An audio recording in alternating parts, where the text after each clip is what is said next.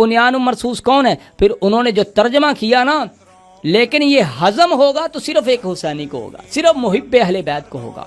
अल्लाह के पाक पैगंबर हज़रत अब्दुल्ला इब्न अब्बास, अल्लाह के पैगंबर के चचाजाद, आपके सहाबी भी हैं, फरमाया इब्न अब्बास क़ाल कान अलीयुन इज़ा सफ़्फ़ फ़िल क़िताली, हज़रत अली इब्न अबी तालिब अलैहिस्सलाम जब क़िताल के लिए सफ़ बांधते, मैदान में उतरते, कअन्नहु बुनियानुम मरसूस, तो ऐसे लड़ते जैसे सीसा पिलाई हुई दीवार है। अल्लाहु अकबर।